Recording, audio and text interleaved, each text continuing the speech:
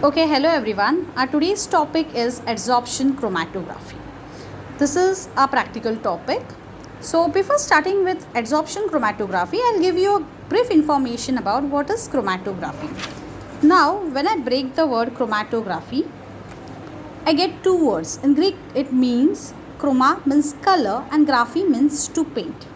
Now, this chromatography technique was experimented or was brought into practice by a scientist named Michael T. Swed. What he did was he did this technique for identifying different pigments which are present in plants, that are xanthophyll, carotene, and so on. Now, before understanding about the phases and everything, I'll tell you that chromatography is a separation technique in which individual solutes can be isolated from a mixture. Now, before starting with adsorption, first try to understand the main two phases in chromatography, which is common for each and every chromatography, that is TLC, paper chromatography, and so on. So, what are these two different phases? The first phase is called as a stationary phase, whereas the second one is called as a mobile phase. Stationary phase is a still phase, means it does not move from one place to another, whereas your mobile phase is it has mobility, means it moves from one place to another. Now, here we are studying about adsorption chromatography. It's not absorption. Absorption means a particular solution gets absorbed in that stationary phase. But here in adsorption chromatography, physical attachment of a solute is seen on a solid stationary phase, and so it is called as adsorption and not absorption. So here I have written it as physical attachment of a solute on a stationary phase is called as adsorption. Now in this experiment you will be using two things, that is chalk and solvent. Here your chalk is a stationary phase, means it will not move from one place to another, whereas your solvent is a mobile phase, that is it's going to run on your stationary phase. So for that I am using a chalk. Now in this particular chalk, what we have to do is, before starting with the experiment, in this chalk above 1 centimeter, means this is my chalk, above 1 centimeter, almost here, I will make a depression. So here I will simply make a depression. Depression means a simple hole will be made by me. So I'll just make it up.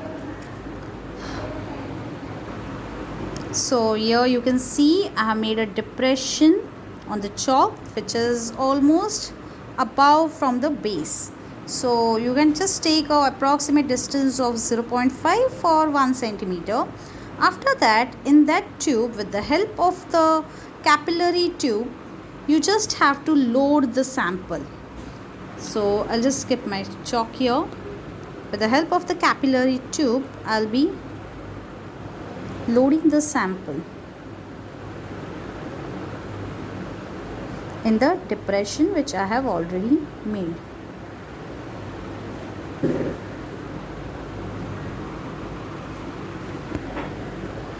Now as you can see, I have already loaded the sample.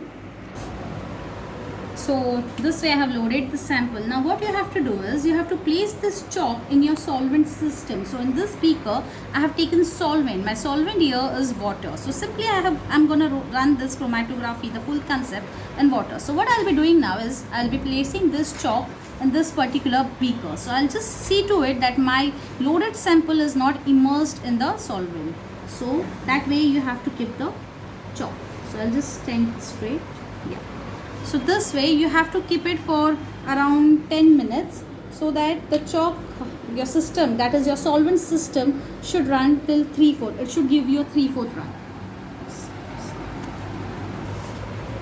Now after the 3/4 run, you can see you just have to mark the solvent front with the help of the pencil. You are not using any pen on it, because when we use a pen, even the ink in the pen starts running and you get one more color. So I don't want such disturbances, so we'll be using a pencil. So with the help of a pencil, I am marking this distance, that is, this is my distance travelled by the solvent, which I called as solvent front.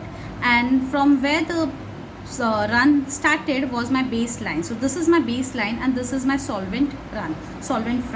So now what you have to do is you have to calculate that the RF value, that is the retardation factor. Now what is a retardation factor? It is nothing but distance traveled by the solute is to distance traveled by the solvent. So now we'll just come on the calculation part, but before that how you will be calculating is,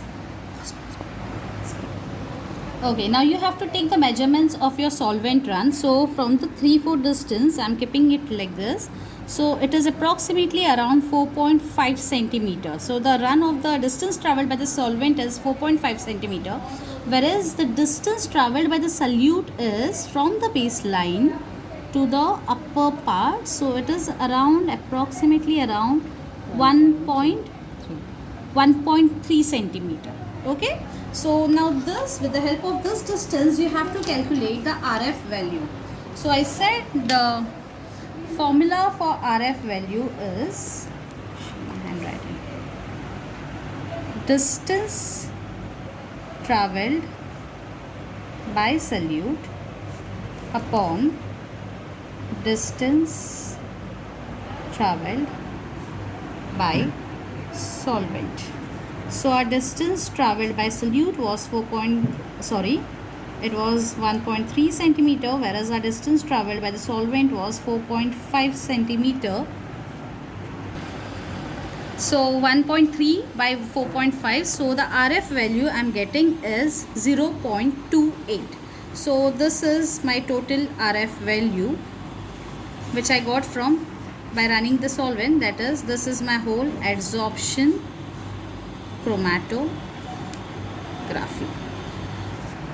So simple, you just have to take the sample, run it on the chalk, that is on the stationary phase. Your solvent will be acting as a mobile phase. After that you will be seeing the solute which is physically attached on your chalk, and finally you will be calculating the distance, that is, you will be carrying out the RF value, and finally you will get the RF value. So that's it about adsorption chromatography.